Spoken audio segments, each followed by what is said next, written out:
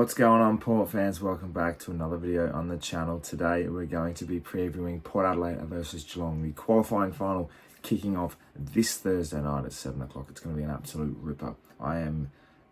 The feeling of finals is euphoric. It's settling in. It feels like finals. You look at the weather outside. It's just got that September feel about it, and now we are settling in for what's going to be a massive clash, an opportunity to go to a prelim final, a home prelim final, and this is set up to be the biggest test of them all, because this is the test where we sit here and go, right, are we going out in straight sets?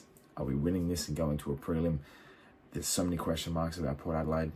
There's so many internal feelings about Port Adelaide as well. I don't know about anyone else, so I'm sitting here quietly, like a little bit confident. Like I don't understand the feeling I have, but it's calm. It's almost just comfortable with how we're sitting. You know, we're primed in good position. We're sitting here looking like we're really nicely steadied to head into a prelim, I believe. I've got to believe that. I've got to believe in confidence. I think there is a different feel from last year to this year. Last year we were pretty much underdone, a lot of injuries, not great form going into finals. This year there's just a strong mentality of the will to get things done, the will to win, and sometimes it's not pretty, but it's working. So I think there's positives to be coming into this one, and playing against a side like Geelong, who are experienced. They know what they're doing. They've been here before. They'll do it again and again and again.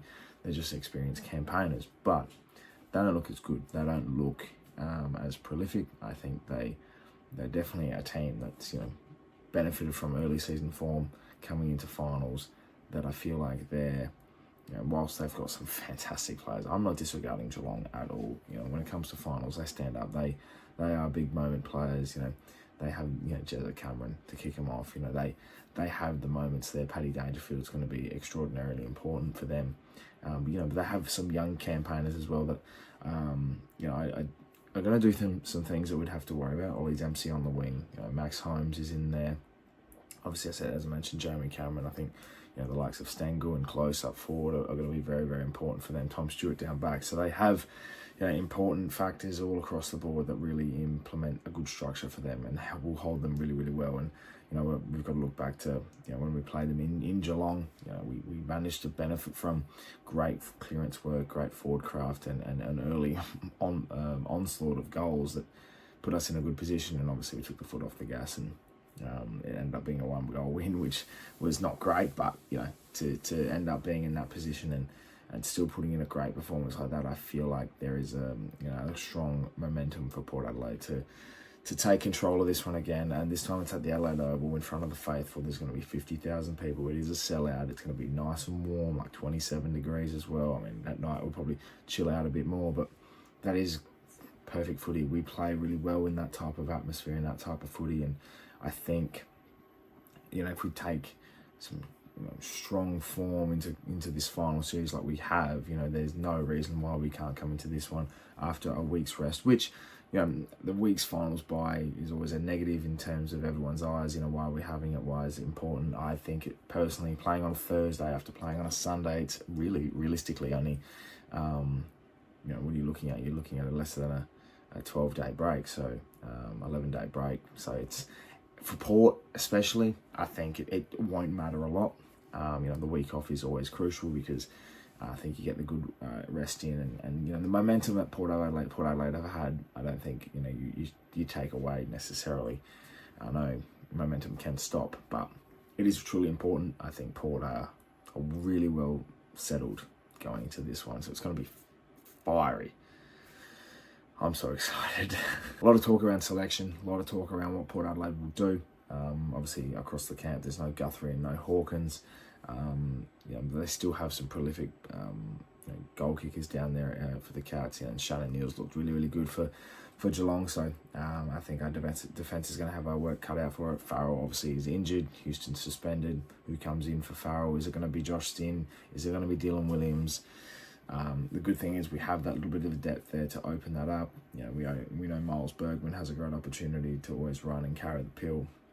We look really strong with Logan Evans looking really nice and comfortable in a position where he can run and carry the ball. So I feel like there is great coverage. Darcy Byrne-Jones can obviously go back, whilst I think that is the last resort. I think that was an in-game decision made, obviously with our substitute being Francis Evans against Freo. We had that opportunity to throw Darcy back, but I think he's more important as a forward.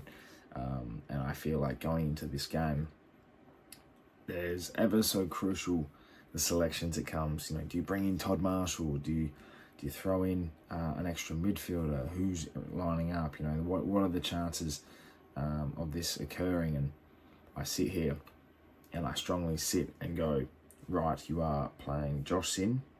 You're putting him down back in that Farrell role. You're having the same structure as you've had and adapted to throughout the last 6 or 7 weeks. Sava stays forward. You don't change a winning formula. You've got Mitch Georgiadis. Dixon does come back in for Vizentini. I think that's a well given, even though Vizentini looked really good in the ruck, I thought. But Jordan Sweet is our main man. He gets the ruck really well, covers the ground really nicely. And I think everything leading into this says Josh Sin for Farrell, Dixon for Vizentini. Don't touch anything else. Let it simmer, let it cook, let it do its job like it's done for the last few weeks. And it's worked really, really well. It's made me feel confident in our structures. I think whilst you might not see a Sava hitting the scoreboard, he's playing a role. I think a lot of people forget those roles that come in, They're not the bakery roles you go and buy. They're sitting there, they're doing the job as they please, and they make sure that everything is set up perfectly, so everything else around it works. And that's what essentially Asava is doing. He's the big key forward, but he's leading up while he's presenting, he's creating a contest, he's allowing Georgiadis to have the third defender, because Asava will take the one of the best tools, and then Dixon takes the other best key defender, and in the end Georgiadis is there, beautifully poised to take the 2 or 3 opportunities that he does, kicks 2 or 3 goals. You've got Rioli down there, DBJ, Francis Evans, McEntee, even though there's some question marks about him, there is a lot of opportunity there. Horn Francis goes down there and plays one-on-one. Like, there is excess amount of opportunities for people already in that team that we don't need to keep bringing in people. I'm sorry, but I don't see the likes of Todd Marshall coming in. I don't see the likes of Dylan Williams playing. They're definitely emergencies and they're in case of something occurs, but you don't change a winning formula. And at this moment, I'm sitting here going, don't touch it, let it just cook. My tip, I'm tipping Port Adelaide by 16 points. I feel there's a sense of closeness about this game, an uncertainty about what Geelong can do. At the same time, it's at the Adelaide Oval. It's in front of the faithful. The fans are going to be rocking. This is the first night of finals. This could be a big statement for Port Adelaide. Obviously, we've seen the form against Geelong in previous finals and the previous games against Geelong as well. Like, we've been really, really impressive against how they've played and how they've worked. And, the qualifying final in 2020, qualifying final in 2021, last year's game at the Adelaide Oval, this year's game at the Cattery. There is just consistent form against the Cats that we know what works, and I think going to this one, Ken's got a very, very good plan set out for what Chris Scott and his men are going to do, and I have this feeling that Port Adelaide are going to get the job done and do it well, and it's going to be a very, very entertaining game. Well, Port fans, this is the preview. Let me know in the comments below what you were thinking about this one. Cats fans, if you're watching as well, give us all the comments. I want to hear all the feedback and what you're feeling for this game. It's going to be, I think the sense of importance, we feel there's something on the horizon, and that can obviously end very quickly, but it also can be poised to become even more than what we're already thinking now after Thursday night. It's all important, it's all crucial. Let's see how it pans out, but I'd love your thoughts, and thank you very much for watching. Subscribe to the channel if you're new for plenty more Port Adelaide and AFL content to come your way.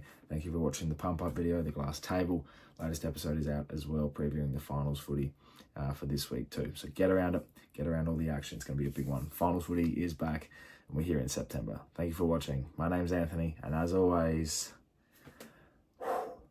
cut on the pair.